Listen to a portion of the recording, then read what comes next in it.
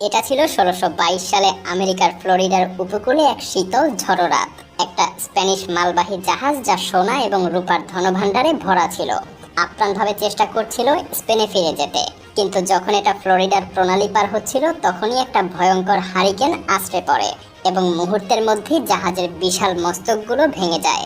পেছনের প্যাডেলটাও ঢেউয়ের তীব্রতায় ছিঁড়ে যায়। কিছুক্ষণের মধ্যেই অটোচা জাহাজটা সমুদ্রের গভীরে তলিয়ে যায়। এই রাতের আধারে অন্তত $৫০০ মিলিয়ন মূল্যের ধনভাণ্ডার তলিয়ে গিয়েছিল এবং এর অবস্থান হয়ে উঠেছিল এক অমীমাংসিত রহস্য। তবে ৩০০ বছর পর সমুদ্রের তলদেশে লুকিয়ে থাকা এই অমূল্য ধন সম্পদ অবশেষে আবিষ্কৃত হয় এবং সেগুলো যে পরিমাণ মূল্যবান ছিল সেটা কেউ কখনো কল্পনাও করতে পারবে না। মূলত যখন অটোচা জাহাজটা সেই ভয়ঙ্কর রাতে ডুবে গিয়েছিল তখন এটা ফ্লোরিডা কিজের একটা প্রবাল দ্বীপে তলিয়ে যায়, যা ছিল ২০০ মাইলের ছোট দ্বীপপুঞ্জের একটা অংশ মাত্র। সেই সময় জাহাজটার অবস্থান সবারই জানা ছিল, কিন্তু কয়েক সপ্তাহ পর আরেকটা হারিকেন এসে জাহাজটাকে টুকরো টুকরো করে ফেলে এবং সমুদ্রের তলদেশে এর ধ্বংসাবশেষ ছড়িয়ে দেয়। অটোচার অবস্থান যেন চিরকালের জন্য হারিয়ে যায়, তবে এর ধন সম্পদের রেকর্ড কখনোই হারিয়ে যায়নি। এই জাহাজে ছিল ১৫০টা সোনার বার, ১০০০টা রূপার বার এবং ৫০টারও বেশি খাজানার বাক্স। সব মিলিয়ে আজকের দিনে এই সম্পদের মূল্য ছিল প্রায় $500 বিলিয়ন। সময়ের ব্যবধানে অনেকেই এই ধনভাণ্ডার খুঁজতে এসে প্রাণ পর্যন্ত বিসর্জন দিয়েছে, কিন্তু কেউই এর খোঁজ পায়নি। কিন্তু আমেরিকান গুপ্তধন সন্ধানকারী মেল ফিশার ছিল ব্যতিক্রম, যিনি তার পুরো জীবনটাই ডুবন্ত অনুসন্ধানে ব্যয় করেছিলেন এবং তার স্ত্রীকে সঙ্গে নিয়ে ক্যালিফোর্নিয়ার একটা ডাইভিং স্কুল পরিচালনা করতেন, যেখানে তিনি ৬০,০০০-এরও বেশি মানুষকে ডাইভিং শিখিয়েছিলেন। আর এই অটোচার গুপ্তধনের লোভে মেল এবং তার পরিবার রাজ্য পরিবর্তন করে ফ্লোরিডায় চলে আসে এবং সেই ধনভাণ্ডার খুঁজতে শুরু করে। খুবই কম সরঞ্জাম ছিল, একটা নৌকা এবং কিছু মেটাল ডিটেক্টর নিয়ে তারা অনুসন্ধান শুরু করে মেটাকাম্বি কিজ নামক একটা জায়গায়। কিন্তু ১ বছরের অনুসন্ধান এবং ১,০০,০০০ মাইলেরও বেশি জায়গা ধরে অনুসন্ধানের পরও তারা কিছুই খুঁজে পায়নি। যদিও অনেকের কাছে মনে হয়েছিল এই বিশাল মহাসাগরের মধ্যে অটোচা জাহাজটা খুঁজে পাওয়া অসম্ভব কাজ, কিন্তু মেল একটা গোপন অস্ত্র পেয়ে গিয়েছিলেন। ঐতিহাসিক ইউজিন লায়ন অটোচা কোথায় ডুবে গিয়েছিল তা জানতে তিনি স্পেনের সেভিল আর্কাইভে গিয়েছিলেন এবং সেখানে একটা ডকুমেন্ট খুঁজে পান। এটা ছিল জাহাজ ডুবির ৪ বছর পরের একটা নথি, যেখানে একটা অনুসন্ধান কার্যক্রমের কথা উল্লেখ ছিল। সেই অনুসন্ধানটা মার্কেসাস কিজ নামক একটা স্থান থেকে পরিচালিত হয়েছিল, যা মেল যে জায়গাটাতে খুঁজছিলেন তার থেকে ১০০ মাইলেরও বেশি দূরে ছিল। মেল এবং তার দল তৎক্ষণাৎ তাদের নৌকা স্থানান্তর করে নতুন এই জায়গায় এসে অনুসন্ধান শুরু করেন। কিন্তু এখন তারা গভীর পানিতে খুঁজছিলেন এবং তাদের বড় সমস্যা ছিল সমুদ্রের গভীরের দৃশ্যমানতা। যদিও পানির উপরের অংশ পরিষ্কার ছিল, কিন্তু তলদেশের ডাইভাররা তাদের হাতও ঠিকভাবে দেখতে পাচ্ছিল না। তাই মেল একটা চমৎকার উপায় খুঁজে বের করেন। তিনি তার নৌকার সাথে ২টা বড় টিউব সংযুক্ত করেন, যেগুলো প্রপেলারের সামনে দিয়ে নামানো হতো। এই টিউবগুলো পানির উপরের পরিষ্কার পানি নিচে পাঠাতে সক্ষম ছিল, যা ডাইভারদেরকে খোঁজার জায়গা পর্যন্ত পৌঁছে দিত। এটা শুধুমাত্র পানির ময়লাই পরিষ্কার করছিল না, বরং এটা একটা বড় গর্ত খনন করছিল এবং বালির নিচে থাকা যে কোনো কিছুকে চমৎকারভাবে ফুটিয়ে তুলছিল। তারপর ১৯৭১ সালে একদিন বালির নিচের জাহাজটার একটা বিশাল নোঙর আবিষ্কার করেন। যদিও এটা কোনো মহামূল্যবান সম্পদ ছিল না, তবে এটা ছিল তাদের প্রথম ক্লু যে সম্ভবত আসল ধনভাণ্ডার আর খুব বেশি দূরে না। তারপর আরো কিছু প্রাচীন জিনিসপত্র উঠে আসে, যেমন কাপ, তলোয়ার, কামান বল এবং জাহাজটা একত্রে রাখার জন্য ব্যবহৃত লোহার নখ পর্যন্ত। সবকিছু ট্র্যাক করার জন্য তারা একটা মানচিত্র তৈরি করতে শুরু করেন, যেখানে প্রতিটা খুঁজে পাওয়া জিনিসের অবস্থান চিহ্নিত করা হয়েছিল।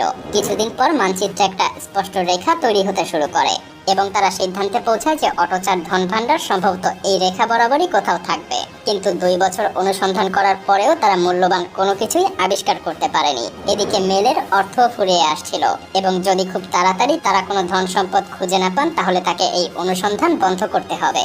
তবে ১৯৭৩ সালে তারা একটা সিলভার কয়েন এবং ৩টা বিশাল সিলভার বার আবিষ্কার করেন, যার মূল্য ছিল $১,০০,০০০-এরও বেশি।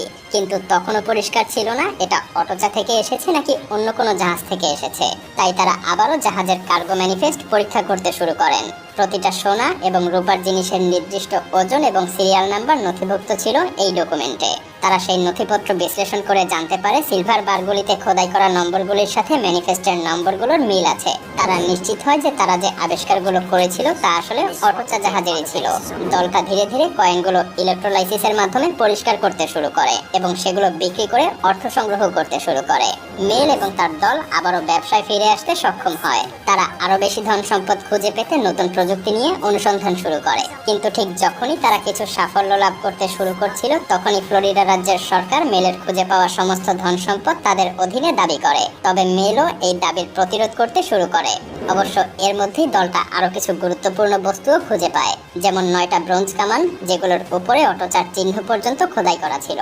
কিন্তু সেগুলি আবিষ্কৃত হওয়ার একদিন পরেই তাদের একটা নৌকা উল্টে যায়, যার ফলে তাদের দলের 3 জন সদস্য নিহতও হন। দুঃখজনকভাবে তাদের মধ্যে মেলের ছেলেও ছিল। এভাবেই 3 বছর সময় পার হয়ে যায় এবং দলটা আর নতুন কোনো ক্লু না পাওয়ার কারণে তাদের অনুসন্ধান আবারও বন্ধ হয়ে যায়। এই অনুসন্ধানের পুরো সময় জুড়েই মেল একটা রহস্যময় ডকুমেন্টের কথা উল্লেখ করতেন, যা অটোচার একজন জীবিত ব্যক্তি লিখে গিয়েছিলেন। সেই ডকুমেন্ট অনুযায়ী সেই ব্যক্তি 70 পাউন্ডেরও বেশি কলম্বিয়ান এমারেল্ড মূল্যবান পাথর পাচার করছিলেন জাহাজটাতে। যদিও এটা তখনও পরিষ্কার ছিল না, তবে মেল পুরোপুরি নিশ্চিত ছিলেন যে অটোচার ধন ভাণ্ডারে শুধুমাত্র সোনা বা রূপাই ছিল না, এর মধ্যে আরো কিছু বিশেষ মূল্যবান ধাতু ছিল। এদিকে 8 বছরের আইনি লড়াইয়ের পর মেল ফ্লোরিডার সরকারকে পরাজিত করে এবং অবশেষে ধন সম্পদের পরিপূর্ণ অধিকার লাভ করে। তবে 1970 সালের শেষ দিকে মেল তার অনুসন্ধান কার্যক্রমে $6 মিলিয়ন খরচ করে ফেলেছিলেন, কিন্তু তাদের ইনভেস্টমেন্ট যেন তখনও লাভের মুখ দেখেনি। তবে এই সব কিছু বদলে যায় 1983 সালে।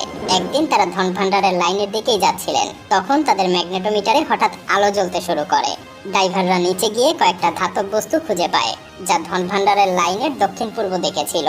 সেগুলোর অবস্থান ম্যাপে চিহ্নিত করে তারা নতুন একটা লাইন দেখতে পায়, যা মূল লাইন থেকে কিছুটা ভিন্ন দিকে ছিল। তারপর 1985 সালের 20 জুলাই, ঠিক 10 বছর পর, তাদের সোনার স্ক্যানার একটা বিশাল ফ্যাকাশে বস্তু দেখতে পায়। 2 ড্রাইভার দ্রুত পানিতে ডুব দেয়। অদ্ভুতভাবে গ্রেগ ওয়ারহ্যামের পূর্ব দিকে প্রায় 100 গজ দূরে সরে গিয়ে তারা দেখতে পান সেখানে প্রায় 80 ফুট দীর্ঘ একটা জাহাজের ধ্বংসাবশেষ আছে, যার উপরে সোনার বারগুলো ছড়িয়ে ছিটিয়ে ছিল। পাশে ছিল অনেকগুলি সোনার কয়েন এবং বার। এটাই ছিল মূলত সেই কাঙ্ক্ষিত গুপ্তধন। অবিশ্বাস্যভাবে ধ্বংসাবশেষের মধ্যে একটা আঙুলের আকারের এমারেল্ডও পাওয়া যায়, যার মূল্য ছিল কিনা $8 লাখেরও বেশি। আর এরপরে আরো একটা এমারেল্ড উঠে আসে, যা $1 লাখেরও বেশি মূল্যবান ছিল। অবশেষে 2000-এর বেশি অখণ্ড এমারেল্ড তারা খুঁজে পায়। ভাবতে পারেন কত সম্পদ লুকিয়ে ছিল এই সমুদ্রের গভীরে। এভাবেই টানা 16 বছর অভিযানের পর মেল এবং তার দল অটোচার সেই ঐতিহাসিক গুপ্তধন খুঁজে পান। The mother lode in 1985 was valued at about $400 million.